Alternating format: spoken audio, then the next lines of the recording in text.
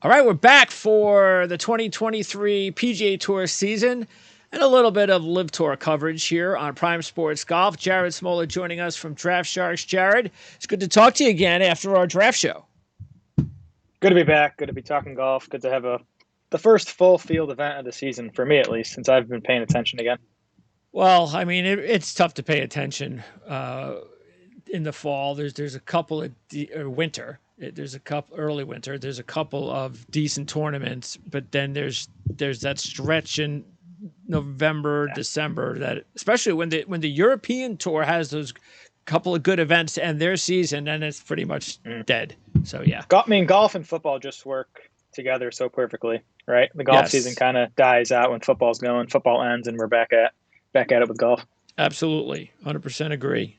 So what we're going to do on today's show is we're going to do an update on what we talked about on a fantasy show. It was the first time we put together a fantasy draft.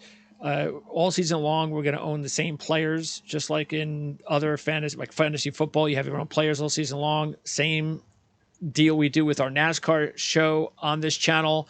So we're going to have the ability to pick up players during the season, like on the waiver wire. We can make trades. So a lot of similarities to the regular NFL.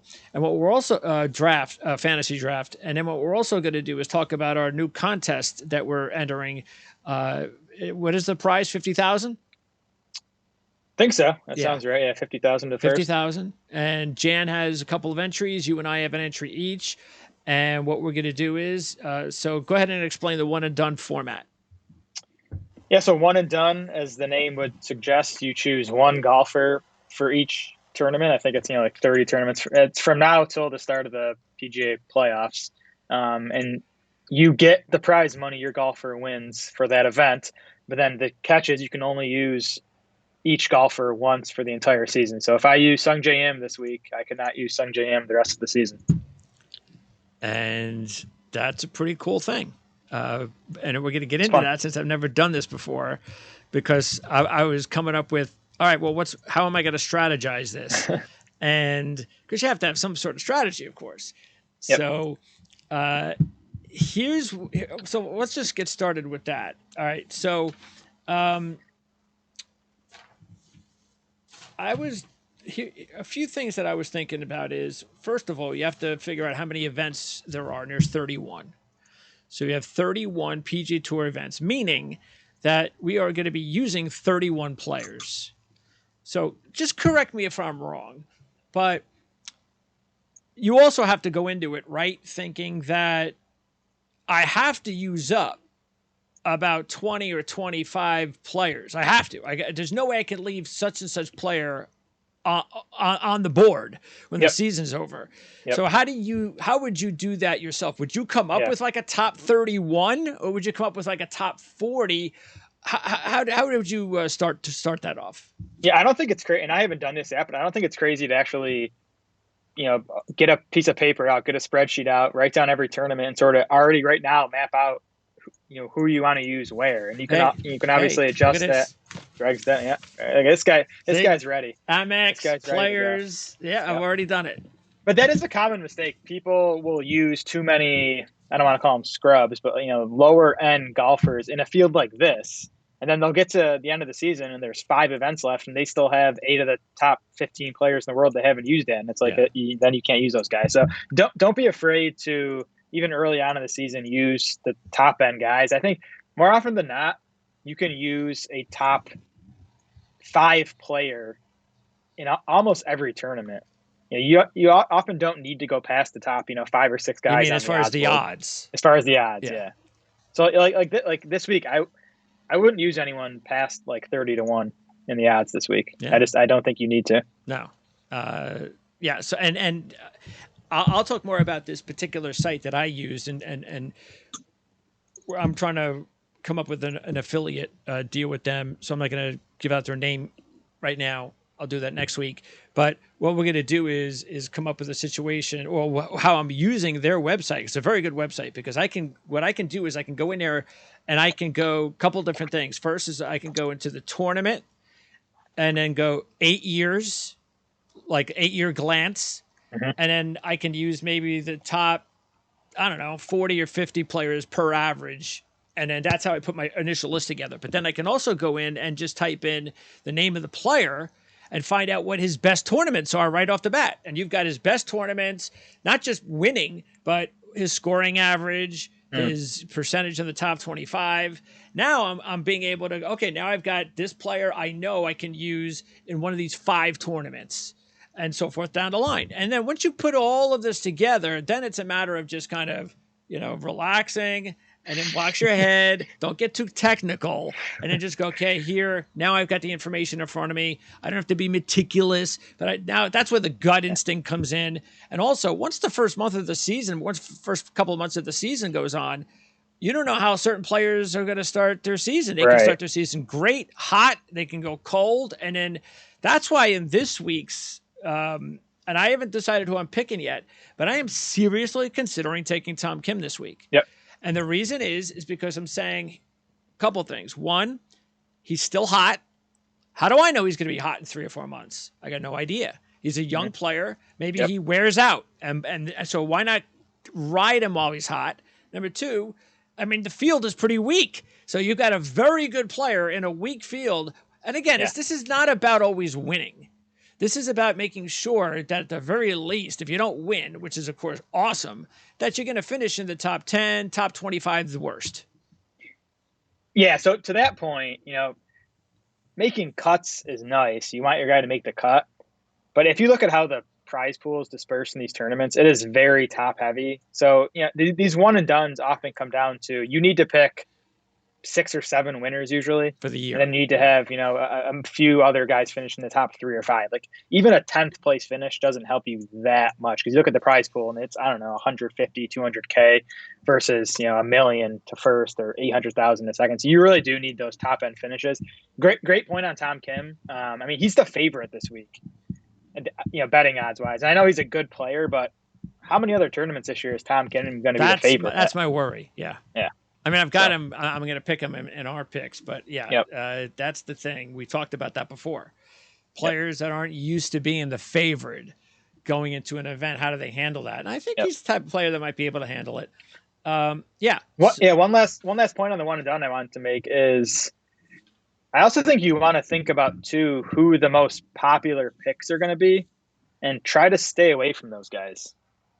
Just because golf is so volatile. If we think Tom Kim's going to be picked by 25% of the entries in this pool, that's a reason to consider going elsewhere. I mean, you are taking a chance, but I see what you're saying. Sure. Because if he wins and you didn't pick him, the bigger the pool, the more different you want to get with your picks. That makes sense. All right. So also, and this is, we're going to continually talk about all this stuff as the show flows. Same thing next week. So we're just kind of giving you the lowdown on our first show. Again, we did our fantasy show the other day. That's available on the channel. You can check that out with Jan Stevenson. So we put our team together. I've got the ticker already up on the channel. You can see it right there of the teams that we have. So if you want to know about how we put it together and everything about the fantasy team, by the way, now that you've had a few days to digest it, what do you think about your team? I'm happy. I'm happy with my what's the top things you're happy about? Getting Rahm and Scotty Scheffler. And I just got a lot of the golfers I like, which will make this a that helps for me. Zalatoris, Homa, a couple of my favorites. So I like the team. It'll be fun. If my team does well, I'll probably have a good betting season as well because I'm sure I'll be betting those guys quite a bit. Yeah, if you're taking a look at it, I mean, and look, you got Fitzpatrick, Rahm, and Scheffler, and Zalatoris. And so the key with Zalatoris, as we talked about on the show with Jan, is the health of Zalatoris. And so far, so good. It's 1 week. Yeah, I thought he he ended up finishing top 10 last week, didn't he? Yes, I believe so. Jan scared me a little, and I think she has a fair point. I mean, a back issue with the golfer is scary, but hopefully he's healthy. For the sake of golf, I hope he's healthy because I think he's one of the up and comers. And by the way, you also have Cameron Smith on your Live Tour team. Oh yeah, so that's good too. I'm happy. Let's see, players. I tell you what, there's if I'm looking at any particular players that look, Taylor Montgomery. We both think that he's going. I mean, we all think he's going to have potentially a kind. Well, rookie of the year. He's got to be the favorite at this point. The way he looked last year. So, and if you're looking for a player that hasn't won yet on the PGA Tour, he's got to be at the top of the list. I was actually surprised to see him at 30-1 or 28-1 this week. He's already one of the top 10 or 12 players in this field betting odds wise. So that made me feel even better about that pick. Well, the funny thing though is that even though he is 28-1, there are only 7 players ahead of him. Wow. Yep. It's a top heavy field this week. Yep. For sure. And then Aaron Wise, by the way, who's in your group, is your breakthrough player of the year. That's my guy. Yep. So we'll be keeping an eye on Aaron Wise. And you said the reason was his improved putting. You believe that's going to really help him this season. Yeah. If he can just be an average putter, which he hasn't been throughout his career so far, but he kind of has been lately. So if he can maintain that, I think the ball striking is awesome. And then by the way, I just want to let everybody know that at the top of the list, you'll see that we're going to have the ticker there. That's always going to represent the stats that Jared is going to provide. And this week's stats were? So I looked at course history because I do think there seems to be trends here. Guys that play well here tend to do so year over year. So I wanted to look at that. We looked at the course history, best in strokes gained at this course at Waialae over the last 5 years. Now, the other one I looked at was just this type of course, generally a short par 70 course. This course is a par 70. It's just barely over 7,000 yards. So, and we get a handful of these type of courses on tour every year. And it's another thing where, you kind of see the same players. Webb Simpson comes to mind, kind of consistently, at least in his prime, played well on this type of course. So I wanted to look at, which guys in this field play well on these short par 70s. Yeah. And again, you're not looking for the bombers. You're really looking for more of the accurate drivers, like say Russell Henley, which is on your list as well. So again, that'll be on the top of of our channel here all season long. The stats. And getting back to the fantasy team, just taking a look at Jan's top players. She's got Rory, which was her top pick. She had the first pick, so she took Rory, and she also has Patrick Cantlay. I think those were probably the 2 biggest names that she has. Mm-hmm. And then she's got other players like Sungjae Im and Matsuyama and Tom Kim. Now she's got some interesting potential comeback players. Like we're going to keep an eye on Francesco Molinari, Adam Scott. She talked about both of those players as, from what she's heard, that she believes that they're both really focusing in on having good seasons this season. So we'll keep an eye on both Adam Scott and Francesco Molinari early on and find out if that's the case. Scott's in this event. Mm-hmm. So this is a perfect opportunity to see where his game is at. And then my top picks, Morikawa, Schauffele, Justin Thomas. Those would be my top 3. And then I also that's nice. That's a nice start there. Those are 3 of my favorites. Yeah, those are, I think, going to be consistent as long as Morikawa, who just, I don't even know what to tell you because I've mentioned this on the fantasy show that we had talked before the event last week, and we were going back. Who did you pick? And one of my picks was Morikawa. So I'm riding Morikawa Thursday and Friday and Saturday, and he's got this 6-7 stroke lead. 8. I don't even know what it was. It was so high going into the final round, and I forget how much it was, like 22-1 or something like that. I think I put like $15 on him or something. So I was paying off about $300 if he won. And the only thing that saved me a little bit, and these are strategies you need to keep an eye on if you don't, make sure you do, and that is to hedge your bets if you have the money to do that, especially in a situation where Morikawa was such a heavy favorite going into Sunday. I was able to hedge my bet by throwing a few bucks on Scheffler at 12-1, Rahm at 16-1, and so forth. Fitzpatrick, I think. And then, so I ended up with 85 with Rahm. I could have, of course, ended up with 300. So I lost a few $100, and that's just one of those. I mean, the thing that really was surprising, Jared, this is not a U.S. Open golf course. This is like the easiest golf course on tour, and to choke away a lead like that on the easiest golf course, boy, we got to keep an eye on him moving forward. Yeah, that was tough to watch. It was surprising. I don't really have an explanation. I mean, this is a guy that's won 2 majors. So Exactly. It's not Yes. like he doesn't have the ability to close out golf tournaments. He's done it on bigger stages. So yeah, we'll see how he. I mean, Morikawa was 24 years old. Like, I think he'll be fine.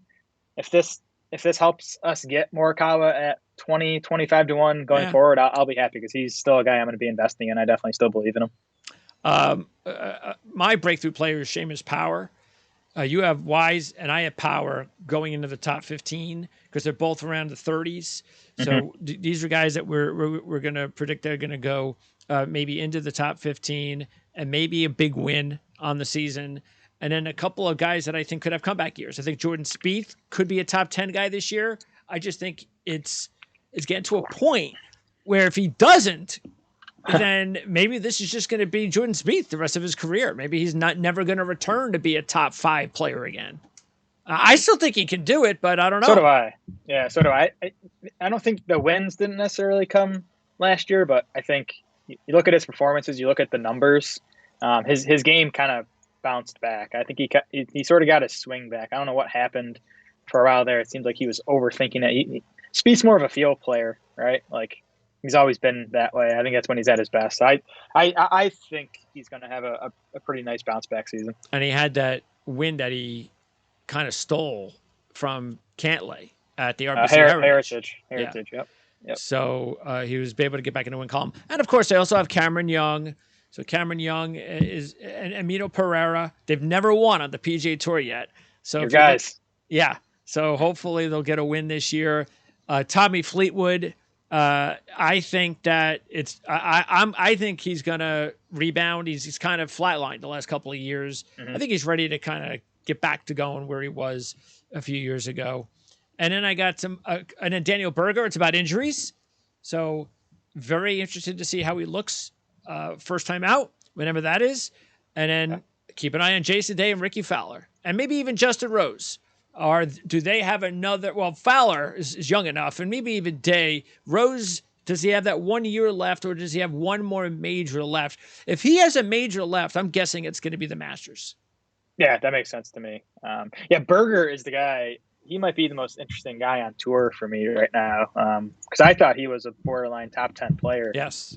Before this injury, and I don't know if it's just I don't know what's going on with Daniel Berger. I haven't heard anything about him. I don't know when he plans on playing next, but I am super interested to see how this year plays out for him. Yeah, because what we're going to do is we're going to obviously we have to put our own teams in, and we got to put them in this week. So, and the good thing is that we have so many players, like 12 on a team, that more often than not, we're going to have more players than we need for a tournament. So, but anyway, that we'll get more into that in just a little bit. A couple more things on the one and done, and that's the events. So if you're looking ahead at an event like the Mexico Open, they've only played there once. You really don't have anything else other than one appearance. So is that just one of those events where you're just going to have to, all right, well, sure, John Rahm won, but I'm not going to use John Rahm from Mexico. So do you look at one of those situations where you just go, all right, well, maybe this is one of those events where I use maybe an Aaron Wise who played there and had a top 10. But other than that, I'm just going to maybe wait until we get to a few weeks before the event. Yeah, I think you definitely want to wait on an event like that, kind of play the hot form coming in somewhere like that. The other big thing to keep in mind here too is the prize pools for these tournaments. This week, for example, Sony Open, 7.9 million. It's one of the 4 or 5 smallest purses on, for the season. 7.9 million. The Genesis Invitational, which is now, one of these elevated events, 20 million. So, it's so if you're deciding on, well, do I use Tom Kim this week, or do I like him at another event that's double the prize money? Yeah, you wanna save the best players for the tournaments with the biggest prize pools. Yeah, just and again, it's gonna be a little bit more difficult for somebody like Kim, specifically because he doesn't have like a huge track record, only 1 year basically, and it really came mostly at the end of last season. So Right. a little bit more difficult to take a look at a guy like that. And the other thing is the playoff events, because you have the last 2 playoff events. Of course, the Tour Championship does not qualify under a contest. So it's the last 2 playoff events. So that is also, you're looking at a lot of money, and you just don't really, and I don't know, as far as I don't recall, and before I forget too, always make sure that when you're looking at events, that you make sure that the events are being played on the same golf course, because there are even places like, for instance, the St. Jude, the first playoff event, only last year did they play at TPC Southwind for the FedEx St. Jude Championship. And the BMW Championship was played at Olympia Fields in 2020, and that's it. So you're going to get those playoffs where you're going to get a couple of big names that you need to kind of think about using, keeping in mind that you don't look at the entire history of those 2 events. You just got to look at, okay, they played there once before, so how did they look in those appearances? Yeah, and make sure you're going to have a player available for that last playoff that qualify, right? Which shouldn't be an issue because it's a huge prize pool. You should be saving a top 10 player for those final couple events. Okay, let's get to it. The Sony Open. So you already tipped off the fact that this is going to be more of an accuracy deal than anything. And short par 70. And it's another easy course. 6 of the last 8 winners here were -20 or better. So you're gonna have a lot of birdies. Okay, and taking a look at the odds again, the odds-on favorite is Tom Kim. He's 11-1. He's my top pick. And here's another. There's not a lot of trends. We're going to be talking about not just the stats that Jared's going to give, but I'll throw in trends each week. Sony Open does not have a lot of good trends. There's only 2 significant trends that I would be looking at this week. One is that you want a player, preferably, that played last week. 8 of the last 9 winners participated in the Champions event the week before to kick off the year. That's a pretty significant percentage. 8 out of the last 9. And it makes sense too, because a lot of times, as we said, it's slow in November, December. Some of these guys haven't played in like almost 2 months. I'm generally not a big trends guy, but that's one I definitely paying attention to this week, and I definitely focused on. I think there's 17 players in this field that played last week. So I mean, if you just want to narrow it down to those 17 guys, I don't think that's a bad strategy. Yeah, absolutely. And then you throw in you put a couple of bucks on like a player, maybe or 2 that you like, but you're gonna have to buck the trend. The other thing is that I think might come into play, and it's also why I'm using it in my picks, is this is interesting. 5 of the last 7 winners had come off a win in their previous 3 events prior to winning, including Hideki Matsuyama last year. So under that strategy, Tom Kim won at the Singapore Invitational on December 16th, excuse me. Then you have, let's see, where is it? Russell Henley. Russell Henley won at Mayakoba in November. And Keegan Bradley won at the Zozo. So those are some players that have won recently. Well, there's another one too. One of my picks, Adam Svensson. That's right. Yes, so he Svensson, qualifies. Who won in the last event before the end of the year, because he won, then didn't play again until last week. Yep, correct. I just want to double check Tom Kim on something, because I remember I had him here. So there it is. So, actually, the thing I was bringing up with Singapore was there's a couple other things I look at, and that is that, and Tom Hogue is like this. I compare him to one of these players. Same thing with Steele, is that sometimes you want players that play well at a certain region of the country or a certain time of year. So when I look at the reason I brought up the Singapore win for Kim was because this didn't happen this year. This was last year, that I was looking at the fact that he won last year, the Singapore International, I think it was called, and he won it in January. So that's good to know. Okay, January comes around. That's a month that he could do well in, and then Kim has a win. It wasn't in the last 3, but it's in the last 6. He did it at the Shriners. Yep. So, and there is a trend that I still have on here. Let's see, which one is it? It's here it is. That if you even want to move back, even though, and it's not as good as the last 3 events that you've won, but there's also another trend that says that if you've won in the last 5 events or something like that. So Kim is pretty much in there as well. The bottom line is players, best trends, players that are coming off the Century is really a good idea. And if you can pick a player as well that is coming off a recent win, that seems to mean something. And I think that also goes because they're a little bit more in, their game is going well, as opposed to a lot of players that are trying to find their way in a time of a season where it's not easy to kind of get into a rhythm. So, yeah. I think we covered most of those guys with our picks, right?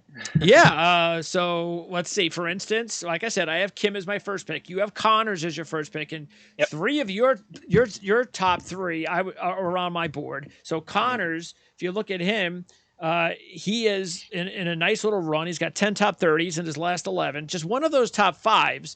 But here in his last 3 events, he's only played here 4 times. In his last 3, he's been all in the top 12, including a 3rd place finish. He played at the Century also. Yeah, Connors is, if you look at that list of course history, he is first in strokes gained at this course over the last 5 years. As you mentioned, 3rd, 12th, and 11th in his last 3. And the thing about Connors, he's a bad putter. He has not been a bad putter here. He's gained strokes putting in all 4 appearances at Waialae. When Corey Connors gained strokes putting, like, he pretty reliably is one of the better ball strikers, especially in this field. So if you tell me he's going to gain strokes putting, I feel good about his chances of competing. Yeah, so I'm definitely putting money on Connors too. He's not in my picks, and again, I haven't even decided yet what I'm doing with my one and done, and Connors is on that list. Then Hoagie is my second pick at 28-1. Henley's your second pick at 22-1. Now with Hoagie, he's got 2 top 15s in his last 5 at this golf course, including a 3rd in 2018. The only bad thing is he's missed the cut the last 2 years. But when I've looked at that, and this is another thing that's important to do, is I was able to find out that his game wasn't really going well at that time. So he wasn't playing well. So he missed the cut. But on the times that he was playing well, that's where he got the 2 top 15s. Again, he won in Pebble last February, so beginning of the year, that helps. And he's got 6 top 15s in his last 8 overall, with 3 top 5s, and is coming off a 3rd place finish, shooting a 64 on Sunday. Yeah, and the AT&T that he won, Pebble, Monterey Peninsula, and Spyglass. They're short positional golf courses like this one, so that's definitely where you want to play Tom Hoagie. Are you worried about Hoagie's travel schedule? Did you see that he left Hawaii to go to the national championship last night? Oh, did he really? And he's going to fly back to Hawaii. What is he? Today, a Georgia Bulldog? No, he's a TCU. Oh, guy, unfortunately. Well, that ride ain't going to go too well. Yeah. Big surprise last night. Okay, so and then Henley. So yes, definitely on my list. I'm going to put money on him this week. He played the Century, and by the way, it doesn't matter really where you what your result was at the Centuries. Don't worry about that. Does it help?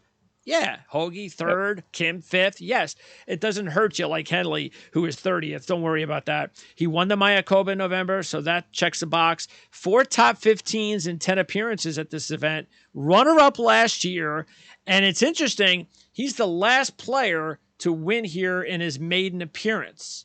So keep that in mind. He won here in 2013 on his first go-around.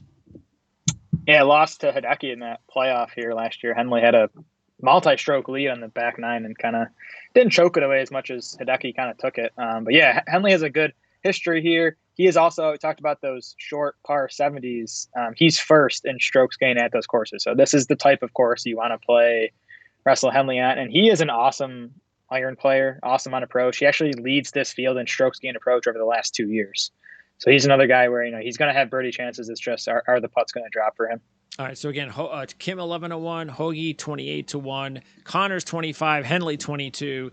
Now, what we're going to do this year is, unlike last year, is we're going to have the option to make 4 picks or 5 this year. But if you make 4, like Jared did, you still have to have 2 of your picks. Your third pick has to be a 50-1 or higher. This way, we're giving you guys some variety for long shots. And then your last pick has to be 100-1 or higher. Or a minimum 100-1. So bottom line is that's what you have to do. So you went in the 4 route. I went the 5. My third pick is Bradley at 35-1. And you went with Svensson as one of your long shots at 70-1. Yep. I was thinking of you, obviously, when he won this event, because I know you were trying to get him last year before he won. And he got the win to end his year. But Svensson, again, you like the recent win. You like the fact that he played at Century. You also like the fact that he's played here twice, and he improved upon his first appearance to his second appearance, including finishing a strong 7th last year. Yeah, and Svensson, another shorter accuracy player. So I'm definitely leaning towards those types at this course. And with Svensson, it's the same deal. Can he putt decently? He was the worst putter in last week's field. That's why I believe he came in second last. But those Canadians, man, they got to learn how to putt better. Yeah, exactly. Something about ice. I don't know, too much ice up there. Yeah, right. Yeah, but I mean, again, this, I'll be saying this all year on these shows. Putting is super volatile. You go back to the RSM when Adam Svensson won. He gained 9 strokes putting at that event, so he can have a good putting. He can get hot. Yeah, he does. The ball striking is going to be there for him. Okay, and then Bradley, my choice, and you have him on your fantasy team, and. There's Bradley might be a pretty good fantasy pick this year, since you have him all year, of course. And that is I don't know. There's just something about him that I am wondering whether or not after he was able to break through finally and get the win at the Zozo, it's been a few years, that maybe he could have another good year. Maybe he's got another big major in him or a big event win in him. But I like him this week for a few factors. He's got the recent win. He's got the Century last week. And then you're looking at the player also that even though he doesn't have a top 10 here, and this would not be a player that I would use necessarily on my one and done, but he does have 2 top 15s in his last 3 events here. And all you got to do is, again, like I said, the trends just are not very good here. And that's why I would forgive a guy that doesn't have a top 10 here. Why? Hideki Matsuyama last year did not have a top 10 in 9 previous appearances before winning. So the top 10s, they do not matter as much as you would think at this particular event. That's why I figured at 35-1, it's a pretty big number in a field like this for a guy like Bradley. Yeah, and this same type of player as Svensson, I guess a better version of Svensson, but it's as Keegan going to putt because the ball striking is going to be here. He's 10th in this field, strokes gained tee to green over the last 12 months. It's just can he not have a horrible putting week? And then your last pick is Lipsky, and you guys like this Lipsky kid. I know that you put a few bucks on him last year. He's 150-1, so he's your top dog. What do you like about Lipsky this week? I just think he's one of these younger players who tend to be at these type of odds that have upside. You look at Lipsky last year, he had 3 top 15s. He had 2 finishes inside the top 7. There were a couple events where he was in the mix on Sunday. So, he's a long shot, but I do think if he brings his A game that he, has the potential to, be in the mix on Sunday. It's interesting. You would think that, and I'm sure money has a lot to do with it. You would think that the way it used to be is, all right, if you're not good enough on the PGA Tour, you go to Europe and use that as a way to kind of, and not that everybody goes that route. It's not like, all right, you definitely go to Europe. You go to the Corn Ferry, that's the other way, it's a more natural way. But when you see players go out to Europe, like Lipsky, when you see a guy like Lipsky go out there, when you see guys like Matthias Schwab or Detry, we talked about him, normally you think that they're not coming here until they actually win an event there or win a few events. So like Bazunhut, then they come over here. But I'm seeing more and more that guys like Lipsky and Schwab and so forth, No, we're just going to come here and we're going to try to play. And maybe if we, hopefully we'll be able, if we have to play into Corn Ferry for a few months to get our card, we'll do that. And then we're on the PGA Tour again. And we'll just be like everybody else. So I don't mind that, but I think financially, that's probably the big reason why they do it. Yeah, that'd be my guess. And why not? I mean, I think guys like Lipsky, Dietrich, I think, they have the game to compete on the PGA Tour. So my fourth pick was Chris Kirk at 90-1. And I think he's a no-brainer, actually, because it has nothing to do with the way he's playing. And I've looked at this over the last few years, too. It doesn't matter if he's hot or he's cold. This is a horse-for-course kind of guy. He's got 6 top 30s in his last 9 here, with 4 top 10s, 3 top 5s, 2 runner-ups, including a runner-up 2 years ago. And I just figured for a weak field like this at 90-1, I'll take a stab on Chris Kirk, because I was also thinking about at the same area Brendan Steele, who I'll throw a buck on this week, because Steele has only played here the last 3 years recently. He played a long time ago, but the last 3 years, he missed a cut last year, but he was 4th and 2nd the previous 2 years, and he does have 2 wins in California at the Safeway Open in Napa. Another player that plays really, if you're ever going to take Steele as a long shot, you take him on the West Coast. For sure, yeah. And Kirk is a guy who always pops in my stats and models that I look at. He's a good ball striker. He's not a horrible putter. And like you said, awesome course history here. So definitely a good week to put a few bucks on Kirk at 90-1. And then Grayson Sigg is sort of like my Lipsky, my 100-1 or higher at 180. I've talked about him just like you did with Lipsky, Sigg, that I think he's a player that may start to have a year where he now becomes a little bit more recognizable, a little bit more consistent. Yeah. So he was the only player, because I remember, oh yeah, that's right, we had that 100-1 or higher thing. And I usually do have like about 8 or 10 or 15 guys at over 100-1 that I just have like on a list. And I didn't have anybody but Sigg. It's like I just didn't really like anybody this week. Yeah, I'm the same as you. I struggled finding longer shots to take this week, which is rare in a weaker field event like this. But yeah, I do think focusing on the top of the board is smart. I'm just looking at Sigg's numbers here. I remember him popping at the 3M back in July, but he had a nice fall, it looks like. 9th at Sanderson, 11th in Bermuda, 15th at the RSM. So he's definitely trending. And as far as and I'll put this on the ticker starting next week, but just so you know, again, we're wagering $100 each week. That's our budget. I put 50 on Kim, 23 on Hoagie, 18 on Bradley, 6 on Kirk, and 3 on Sigg. Jared put 40 each on Connors and Henley, 15 on Svensson, and 5 on Lipsky. A few more things before we wrap it up. So other players, notable players that I was thinking for both the one and done and our picks. Brian Harman. I was thinking long and hard about Harman. So he just missed out, Harman, I think, to Hoagie. I think I really like Bradley more than Hoagie this week. But so Harman just got beat out there. And the reason was really only because of the fact that he doesn't have a good resume at this golf course. That's about it. But it was nitpicking. But I really like the way Brian Harman is playing. And he's a guy that in our contest got to find, because there's a few places like Wells Fargo and such, got to find a really good event to play him. But he's hot right now, and maybe an early event at a location he plays well might be the way to go in our one and done with Harman. I actually think he's going to be a pretty popular pick in one and done this week, just because, like you said, because he is playing so well, and this is a course that seems like it would fit him, just being a shorter golf course. So, yeah, there's definitely good reason to play him. Yeah, 9 top 25s in his last 12, 5 top 10s, 3 top 5s, 2 runner-ups. So that's the stretch he's in. He was at Century last week as well. And then also, as far as long shots, I was thinking the one guy that just barely missed out for me was Woodland at 50-1. He does have the 9th. He finished off strong last year with a top 10. He's got 4 top 15s and 7 appearances here with 3 top 10s and 1 top 5.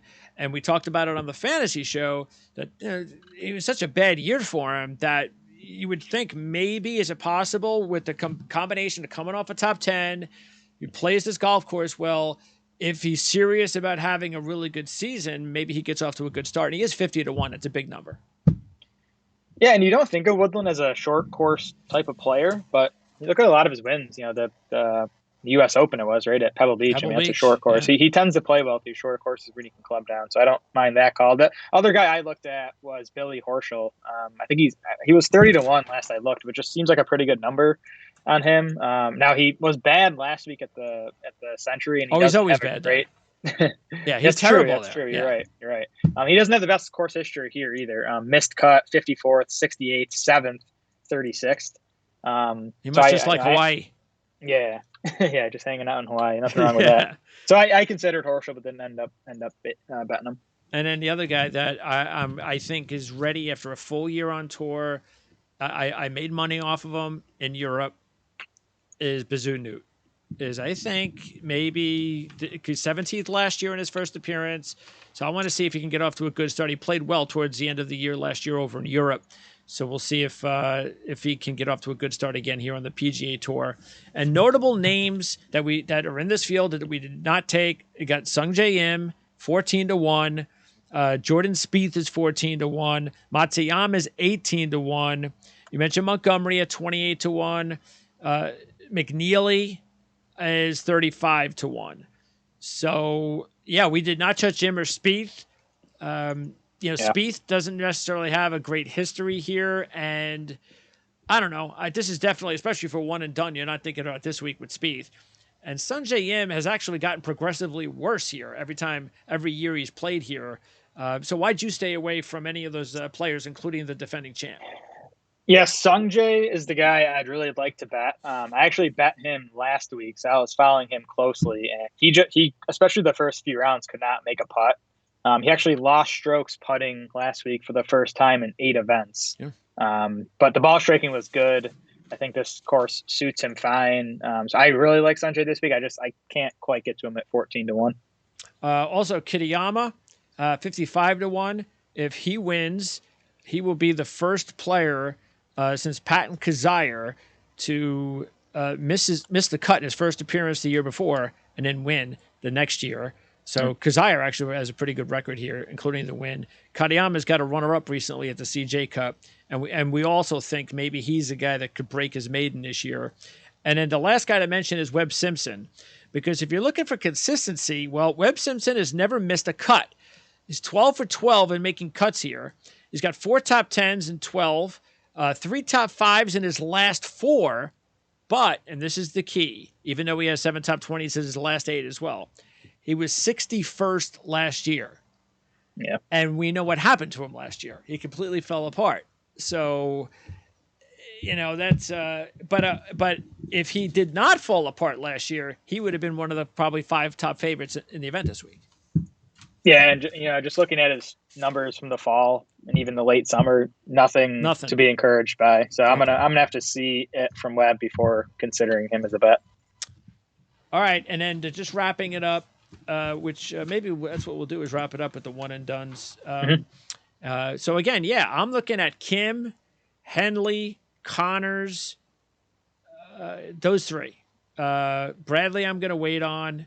And that's it. Those are my 3. So I'm looking for Kim, Henley, Connors, I think are my top 3. Hoagie, I was also maybe, but I don't think, when I was thinking of Hoagie, then I was thinking, but I don't even know if I want to use Hoagie this year. Right. So that's the whole thing we just talked about. Yep. So, Kim, Henley, Connors would probably be my top 3. What about you?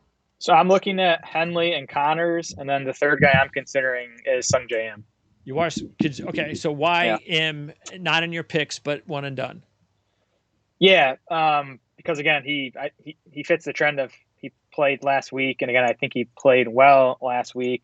He's the second favorite in this field. The reason I wouldn't use Sungjae is because I view him as a top 10 to 15 player. So I don't know if I want to use him at a field with this small of a purse.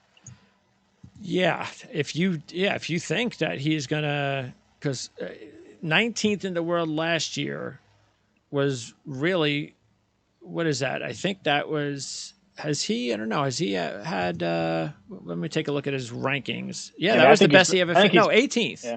Okay. I mean, I think he's even better than that, honestly. He's never finished in the top 15 yet, but he's been steady between 18th and 26th the last 3 years. Yeah.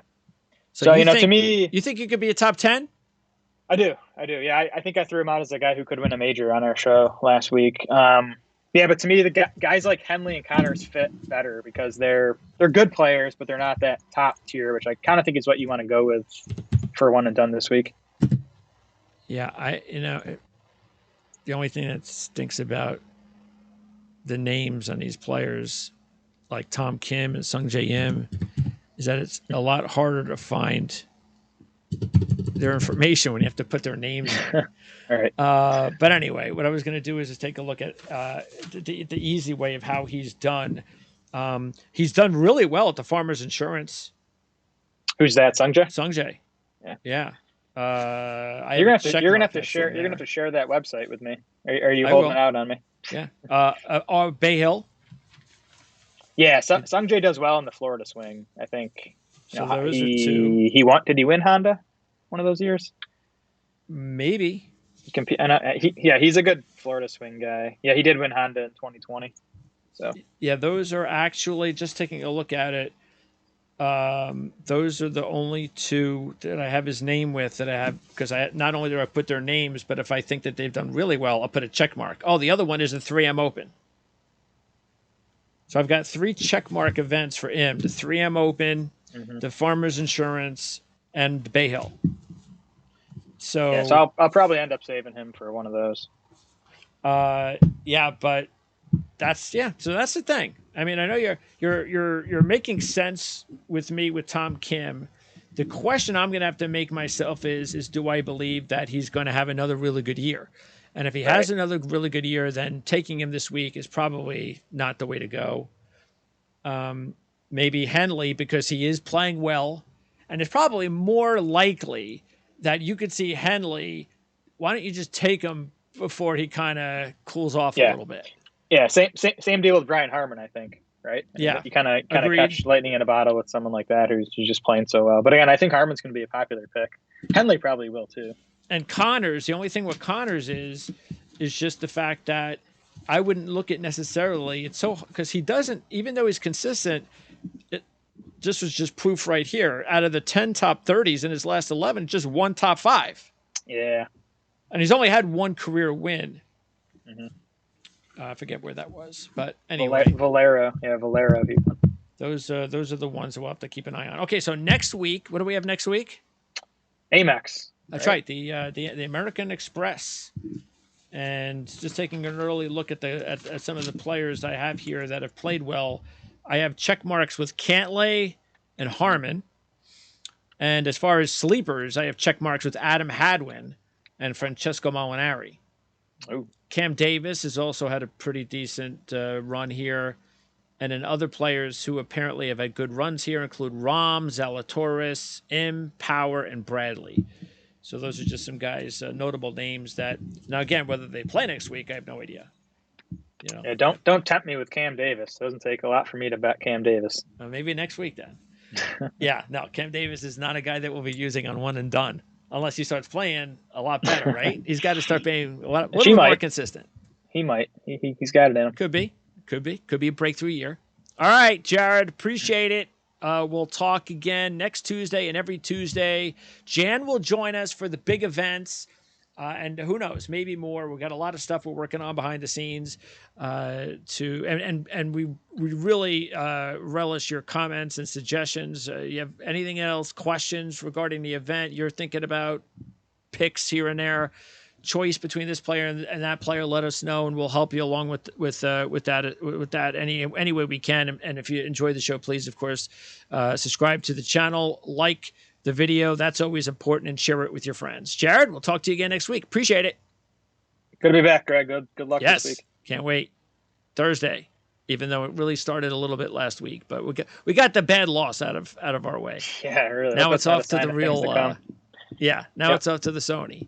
Yep. All right, man.